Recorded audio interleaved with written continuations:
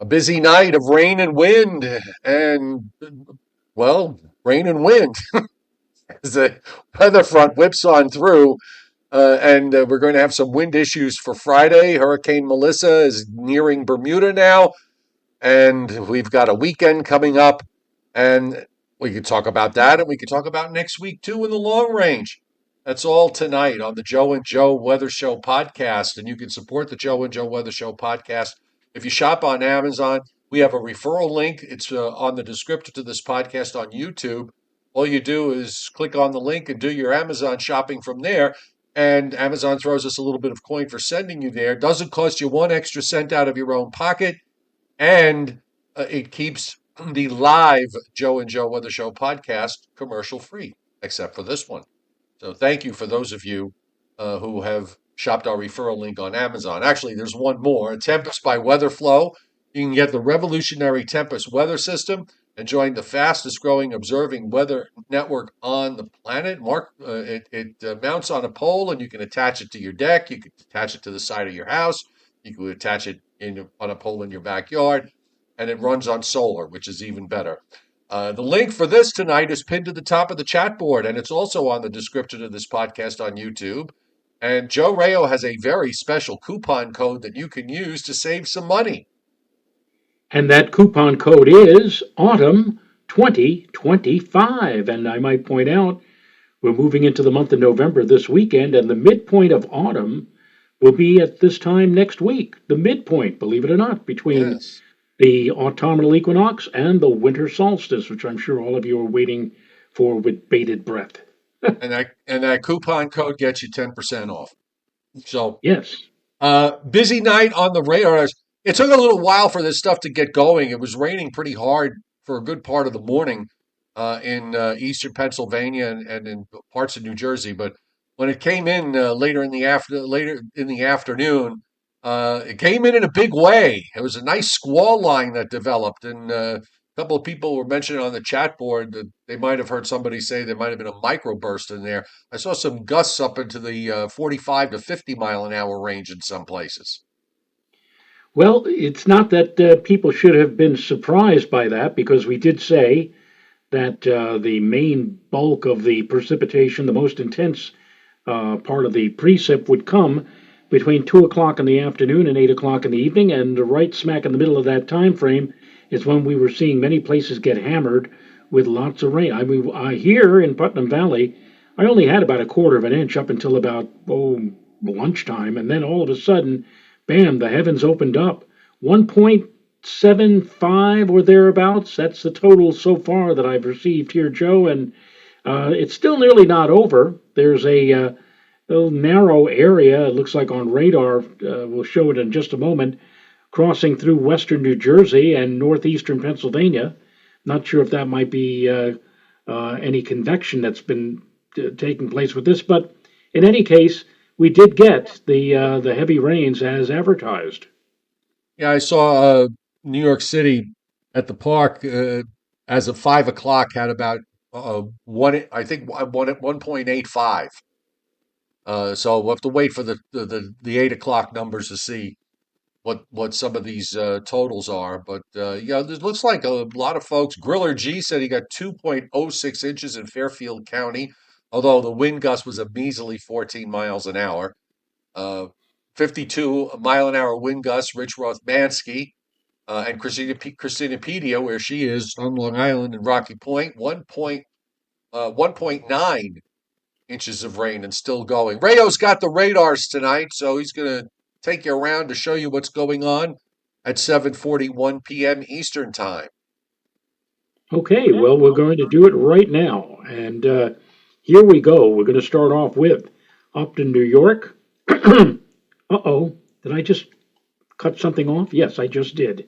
Oh, God, You accidentally closed it? I tell you. It's been a day and a half here, folks, but we'll get it back. Hang on for a second. Wrap and just 3 hours and back to this. Come on, come up and go back to Zoom and get to the share button and share that and hit that. And hopefully, yes, there it is. All right. God, I remember back in the day, Joe, 30, 40 years ago, Renan and I, we were working for a weather company in Queens, and you wanted the radar. You had to sit there, watch the teletype, and then sit with a map with like a grid on it, and you had to use a grease pencil and go 1 1 1 2 2 2 3 3 1 1 1 1, to try to make out the. Now it's like boom, there it is. There it You could is. see you could see it started 3 hours ago. This says at 4:30 is when this loop began.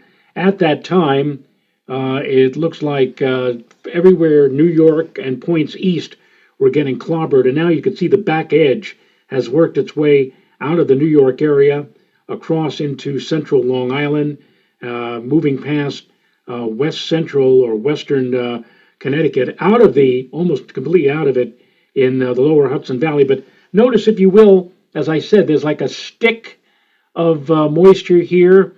I'm not sure if this is maybe containing an embedded thunderstorm or two over in western sections of New Jersey or in northeastern Pennsylvania. But everything is rolling along very quickly. This is the main bulk of the precip that dumped, again, anywhere from 1 to 2 inches on many places during the early to mid-afternoon hours. No lightning, no thunder reported here, but again, maybe some did, hear a little bit of thunder or see a flash or two of lightning. It was, very few and far between where we got observations of that.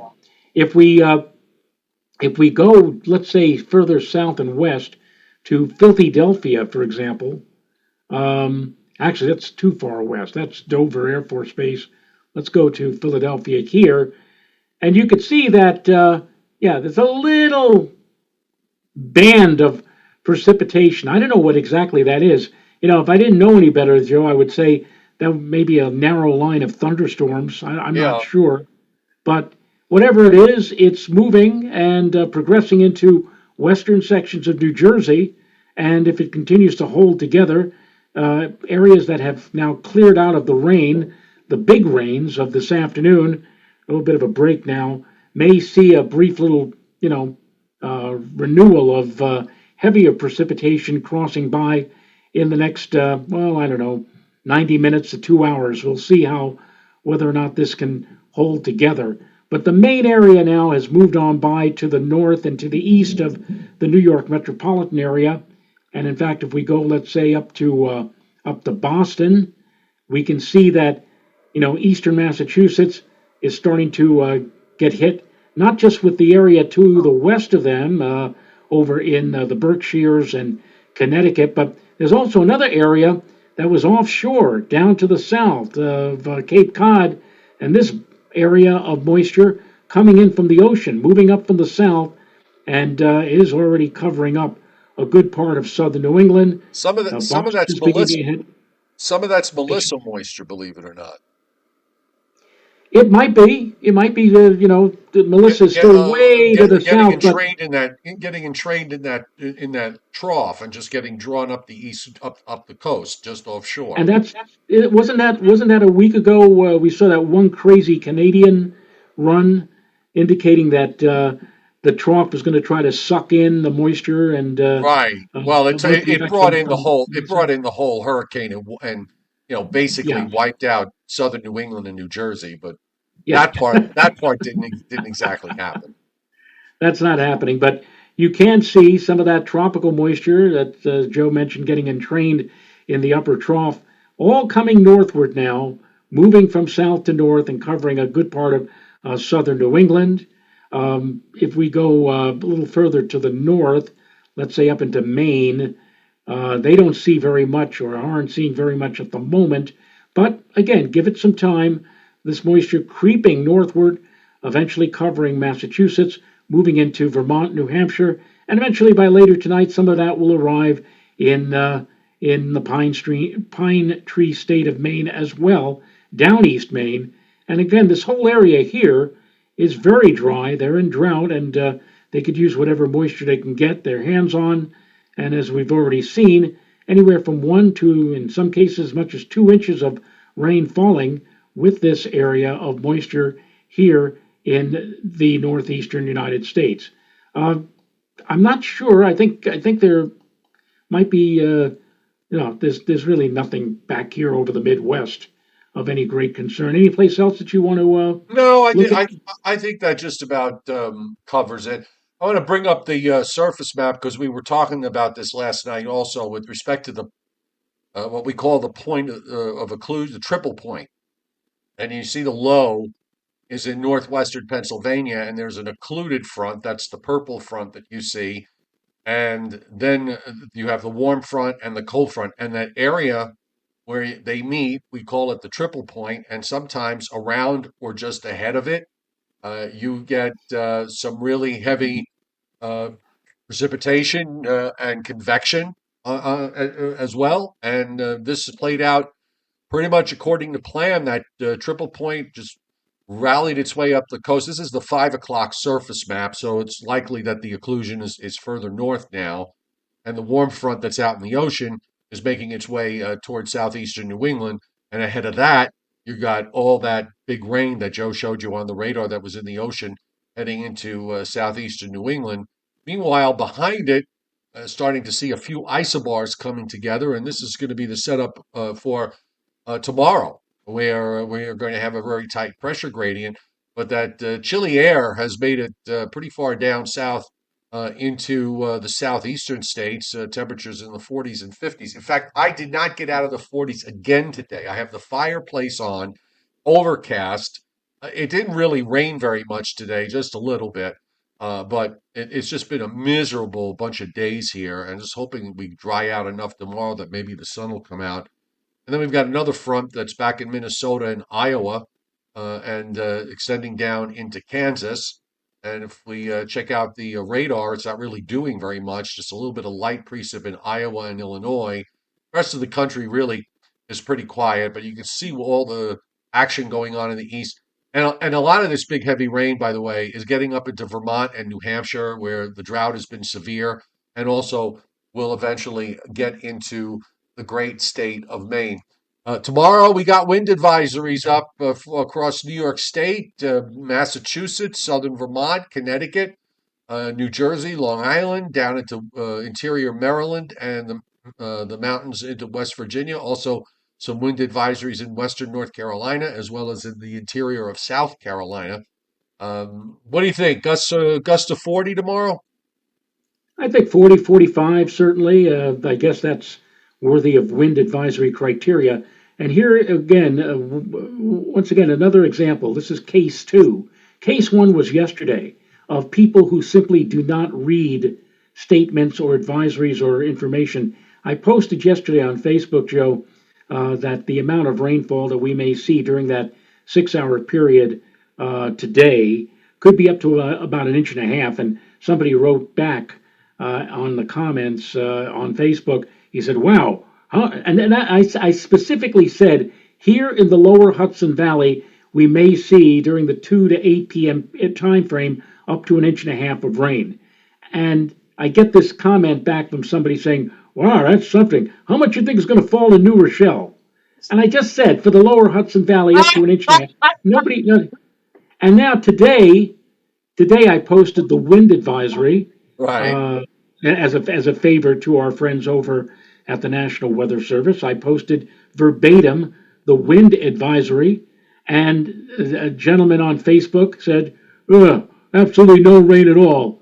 Here at Stony Point, Rockland, Because two the and a half whole world rain. revolves around my zip code, Joe.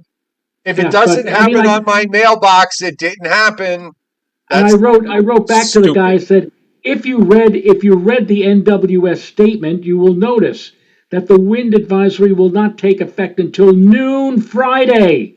That's when the criteria for strong and gusty winds are expected to be met. Not today. Tomorrow is when the Why wind advisory read? goes up. You know that. Why And meanwhile, read when you why read, Joe, when you can just be angry and pound on your keyboard?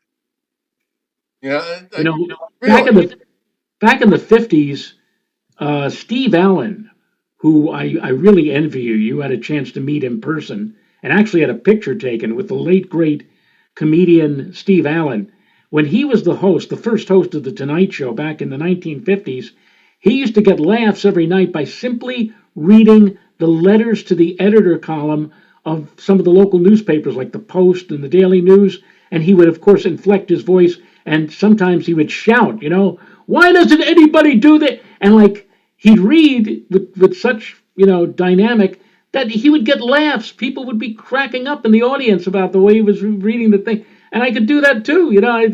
It's a tomorrow we're going to have a wind advisory. When is the wind advisory? It's not blowing out right now. Yeah, Oh God. exactly.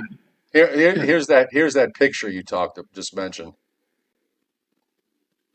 There we go. There it is. Yeah, I was that was young. great. I was young once. That I tell you, I saw that. That was I remember seeing that in the old Oh, office back I at don't know if News you I 12. don't know if you could see this. I didn't even realize this till just now. I don't know if you can see this, but look closely at my tie. Can you make that out? Hold it up again. I don't know if you can see it clearly. Can you I see don't. it? It looks like there's some. This looks like a person on the tie. Yes, there's actually a couple of people, several Is people. that is that Lucille Ball? Yes, it's Lucy. It's Ethel, Fred, and Lucy. My Lucy. It's my Lucy. I love Lucy tie. Oh wow. I didn't even realize I Wow. was wearing, just until now. This picture's got to be like 40 years, 30 years old, 35, probably. I didn't realize it until now that I was wearing my I love Lucy tie in that picture. Oh, too That, funny, too that's funny. great. Anyway, That's great. uh, uh, we got those wind advisories, as I said, for And coming now up for probably tomorrow. somebody like Tom Contino, for example, or Ruben Fairchild. Well, so who is this Steve Allen? Was he any good? Huh. Yeah. Well, he was married to Jane Meadows, who was Audrey Meadows' sister. Right. Anyhow, rainfall. Okay. Uh, Clearly, there's some on the western edge of this is what's going on now. So, the bottom line is that uh, we're probably not going to see a drop of rain for the next 7 days unless we get a surprise, or maybe just very minimal. But up in New England, we're looking at some areas getting an additional 3/4 of an inch to an inch and a half on top of what has already fallen, and also for places in northern New York. Uh, Lighter precip being indicated in the lower Ohio and Tennessee Valley on the order of a tenth to a quarter of an inch over the next 7 days. Not a whole lot in the Gulf states, but it does pick up in the Northwest, where you see several to many inches from Northwest California up through coastal Oregon, Washington, and where it seems to rain uh, in tons in coastal British Columbia this time of year. That's playing out according to plan. So it's all about this up, this low. You can see on the lower right that is Melissa, which is now getting ready to pass to the north, first northwest and then north of Bermuda. Probably close enough to bring some squalls and wind. They do have hurricane warnings up for the island. And as our low goes up in New England, there's the low that's going to be on the triple point. That's going to become the main low, and it's going to intensify tomorrow, getting down to 978 low there in western Maine. And you can see the gradient is very tight all the way down into the Carolinas, but the tightest part is from northern Virginia on up into interior New England. And that's why we've got the wind advisories. So the sky conditions are going to improve, but we're going to blow away. A lot of dry air coming into the east, so that goes out. There's weak upper air troughing. You see around the lower Great Lakes. We've and just south and west of there's a little upper low with a trough that's coming down, but the Gulf is closed and so is the Atlantic. So there's just some spotty rain showers that are being indicated there, and that trough's going to move into the Ohio Valley. It does generate some showers over the weekend in Tennessee, light showers, in parts of Tennessee and Kentucky into West Virginia and Ohio. But it's not that trough is not going to get together with some leftover energy that's going to be in the southeast. So get a little coastal low that's going to probably form, but that should go out underneath it. And it's not going to hook. It shouldn't hook up with that short wave to the north. You see it there with the showers on Monday in Michigan, so that there might be a couple of showers Monday evening as that front goes by. It doesn't look like it's going to produce very much. And then after that, it's just high pressure for the rest of the week. There's another low on Thursday that moves southeastward. So maybe toward Thursday and Friday, we get another weather front and some colder air behind that and some wind. And the Europeans suggesting, fairly busy pattern. Another system follows next Sunday, and some cold air with that, and then another system follows right after that. So kind of a busy weather pattern, but a weather pattern where everything seems to be moving from west to east on a regular basis.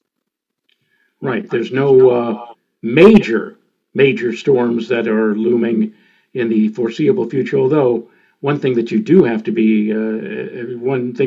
admit is that it is going to be quite windy. It'll be windy, of course, these next couple of days. Things will calm down a bit Sunday into Monday, and then the wind machine gets turned on again, probably for the middle of next week, Tuesday and Wednesday. And who Yeah. knows, Joe, that front that you alluded to for a week from now, later Thursday, behind that the winds may blow again. November tends to be, November's kind of, in my view, can be kind of March-like, where you get, a lot of days where the wind is cranking. Yeah, there's what we used to say back in the old neighborhood. March was a great month for flying kites. November doesn't look too shabby either, and No. especially if you're into kite flying, hold on to that kite because the next couple of days that kite's going to be really pulling hard on you. It's really going to be something. Well, we've got Melissa. I'm trying to get the 8 p.m. advisory to load, but for whatever reason, oh, finally. 31.3, 68.9 west. Maximum sustained winds are 105 miles an hour. So the winds actually came up a little bit. Joe, it's flying northeast at 32. And this is the Forecast. same. This is the same storm that one time was going at 3 miles.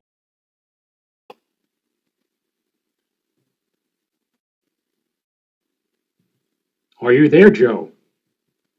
Oh, yeah, I'm here. Hold on. I'm here. You're back. Oh, good. You're back. I'm sorry. I apologize, folks. I, my internet, we have, it's windy here, so it may have taken something down, but it seems now everything's coming back up. Sorry about that. Okay. I think we're back. All right. So let's go back to uh, Christopedia says he's back. You yes. are back. Yes, we are back. Sorry about that. But there you go. You can see the track, and what I was trying to do was trying to get uh, the Atlantic view here to take a look at what was going on in Newfoundland. Uh, but there's Melissa, and yeah, some of this whole system is going to bring the rain up, and it looks like uh, the coastal portions of Newfoundland might get into the stuff that's going on the west side. And then it winds up becoming a big Atlantic storm that heads up uh, into the North Atlantic. It actually goes almost all the way up to the Arctic region. So there you go.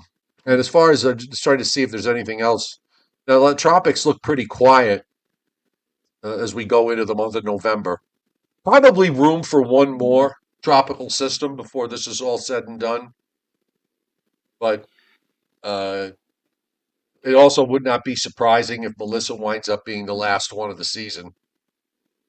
Well, we'll see. They said because we are now in a La Nina scenario or setup that maybe we might see an active November. Well, it's not November yet, so we'll see how things pan out in the coming days and weeks ahead.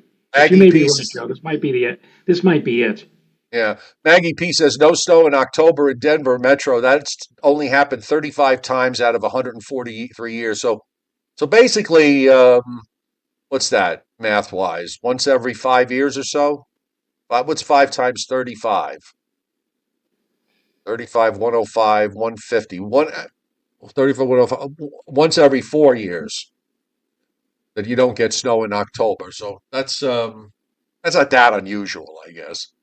And of course, yes, Adam Lowe, AccuWeather has it all figured out. December 29th is when the first snow is going to fall. They have it all figured out. Okay, that's nice. Uh, Oh, Jeff Jeff I Bernardelli just and some of I just hate stuff like that. Really, I really do. Why why the 29th? Why not the 28th or the 30th? well, you know that AccuWeather, or at least one of the AccuWeather forecasters, does the weather for the Old Farmer's Almanac. So, I guess Yeah. they Well, they're following geez. along, with Waste of whatever. time. But I will Yeah, tell you that His Eminence, um, His Eminence David Tolerus has reached out to me because he wants to grace our show with his winter forecast. So I told him one day next week is fine, and that's the last I heard from him. So we haven't decided. So I don't know what day it is, but it looks like he'll be on one day next week. I know a few of you have been asking me repeatedly, and I thought maybe we could just get into November before we start doing all that stuff. So next week we'll have him on, and on Monday, because we're not going to be here Sunday. On Monday, I will let you know what day it will be. Probably will not be Monday. Okay, I'd like to have at least a day or so to let people know de- decompress. to decompress. Correct. Um, any I day but mentioned, election day, says Tom Contino. yeah, Well, yeah. Well, the polls don't close till 9 o'clock, so we'll be here before that. So anyway, any plans for the weekend? I don't have anything specific. We're going to get together, family get together on Saturday, kind of a post. My son's birthday was on October 18th, but we'll have a kind of a post gathering of people here with the grandchild on Saturday. So we'll have a little fun there. But I did want to mention something. Jeff Bernardelli, who some of you may remember used to do Channel 2. Actually, Jeff Bernardelli was on a few stations up here for a short time several years ago. He is really into climate conditions. In fact, he refers to himself as a climate specialist, and he posted something yesterday about uh, connecting Melissa's extra intensity to warmer ocean temperatures. And he said that ruffled some feathers. Some complained that one storm doesn't prove climate change. And he said that's true. So he dug deeper, and he said he looked at every category 4 and 5 in the Atlantic since 1980, reliable records, good data gathering. And he said I broke the record into two equal parts: 1980 to 2002, and then 2003 to 2025. And he says, what I found surprised even me. He said the most recent period, 2003 to 2025, there have been double the number of most intense hurricanes in the Atlantic. That's not a coincidence. Humans have, and this, I'm quoting now Jeff Bernardelli, humans have become a force of nature through greenhouse warming and changes in aerosols, pollution. The oceans have warmed dramatically. For instance, the water under Melissa was about 4 degrees Fahrenheit hotter than it would have been 100 years ago. That's huge. He said the extra heat powers a higher horsepower engine with heavier wind and rain. So then he asks, is there a natural oscillation component too? Maybe, but in his opinion, his humble opinion, it's tenuous. In post analysis, is very possible Melissa will be upgraded to the strongest Atlantic hurricane ever given. Lots of unprecedented data collected just before landfall. And he said, with that said, personally, he said, I'm posting this information on Facebook simply because I find it interesting to the degree to which we have changed the trajectory of our climate. But to be clear, and he wants to stress this. He says, I'm not asking that any of you who are listening right now to my reading his statement here, he says, I am not asking that any of you do anything about it. The way you use this information, the way you take action or not take action, is not my business, says Jeff Bernadelli. To each his or her own. He said, personally, I just want to be sure I'm not denying reality by ignoring the symptoms, and I want to be sure that I'm communicating the science to the public as my position requires. So there you go. Well, there's a couple of points I just want to make about that. First of all, I think, and I try to do this, and I'm going to attempt to do this again. I think we need to separate, and it's hard to do in the crappy media world that we live in, because it is crappy.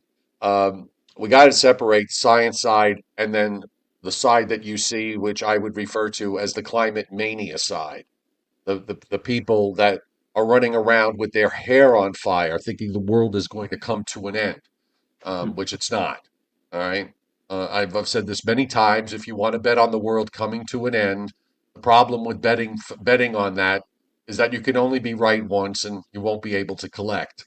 So what's the point? Um, so there's that. But one of the commenters I thought made a very interesting point, uh, that the thing about Category 5 hurricanes is that they don't stay Category 5 hurricanes for long. Um, Usually 12 hours, 24 hours, in rarest of cases, maybe a little bit more than that. And perhaps uh, we have gotten a lot better at measuring these storms. Certainly, with what the technology we have now wasn't around 30 years ago, 40 years ago, 50 years ago. Uh, there were a number of storms that were out there that, maybe never had a recon go in there. So they only can kind of guess make an educated guess, but they can only really guess as to, how strong some of these other storms were or weren't. Now, going forward, we're probably maybe more on an even scale, but I'm sure the technology will get even more uh, advanced, and we'll be able to continue to learn things uh, that you know that we may have already known. We may have to relearn them, or there are going to be new things that we're going to find out when they analyze these storms. But I just thought the guy made a good point. I mean, we don't really know, going back, with some of these storms, just exactly what how strong they were. We know some things, but there's a lot of stuff that probably got went under the table, and we're just never going to know. Like storms from 50 years ago, 60 years ago, 70 years ago, and so on. So I just thought Well, that I've was said along those same lines. I said, and a few times here on Joe and Joe, is the fact that we have seen even just this year, we've seen storms that were given names, that were acquired tropical characteristics, tropical cyclone, that I maintain that 30 years ago or 40 years ago, they never would have gotten a name. They never would have been acquired a tropical characteristic because, again, the technology, as you just pointed out, Joe, is so much better now as opposed to 30 and 40 years ago. And that may have something to do with the fact that now we're seeing or cataloging more named storms than we did 30 or 40 years ago. right. We only had, I let's say, agree. 8 or 10 storms. Now we've got like 13, 14, and we've seen, and you've mentioned this. I don't remember a few years ago. There was one hurricane that you called a glorified thunderstorm. Right. Uh, The barrel a couple of years ago yeah, it was basically a severe thunderstorm. And you look at the advisory, it's like hurricane force winds extended 5 miles from the center. I mean, Jesus. I mean, those are things that never would have just gotten away with. They would just never would have known about it. right. So, yeah, look, I take it with a grain of salt. I don't believe half the crap I read anymore, because I just don't know who's pulling my leg. You try to find a source that's reputable, and that's a very hard thing to do. But I don't think there's anything wrong with being skeptical. I also abhor, the virtue signaling that goes on. I'm a good person because I recognize, climate change, and I'm going to, do this or that or the other thing. I mean, if that's what you want to do, if you want to go out and virtue signal that you're a good person, um, by all means do. I just don't give a crap, okay? Because I don't think that makes you a good person. Um, but when we talk about the mania part of it, and you see this, I mean, some of the things that some people are coming up with, uh, well, we have to stop, we have to get rid of farmers because, most of the CO2 pollution comes from farting calves. I'm sorry, from farting cows. I mean, really, think about it, okay? Think about that. You want to get rid of farmers. How the hell are we going to eat? Okay. I mean, yeah, if there is a problem, there are solutions to, um, there are reasonable things that can be done. But unfortunately, the reasonable conversations don't get likes, and don't get the attention. It's the ones that set themselves on fire that's what most people see. It's very sad, very sad, and I'm glad I'm here and I'm not part of that anymore. So anyhow, there you go. Uh, I haven't ranted in a while. I don't know. I'm kind of, I guess, because I've been focused on my kitchen. Oh, by the way, let me just give everybody just a piece of advice. Um, if you were if and I'm sure this is probably not anything that's going to surprise anybody, but if you are dealing with medical issues, okay, make sure that all your ducks are in a row with respect to what you deal with as far as your health insurance is concerned, because I'm going through something right now that is just, I when you get angry, you get so angry that you just want to grab somebody and just shake them. Okay. Um, that's kind of what I'm going through. I'm not going to be anything specific. I mean, it's nothing. I'm not going to get too specific. It's not anything serious. But make sure when it comes to things like pre-approvals with insurance companies, with the health insurance companies, and with your doctors, that you get copies of all your documents and all your paperwork, because uh, the health insurance companies are basically out to screw you. They'll find any reason to take you off your medication or not pay for your medication. So I'm just going to leave you with that. Maybe one day down the road, when it gets resolved, I'll tell you the complete story. But I'm just putting that out there.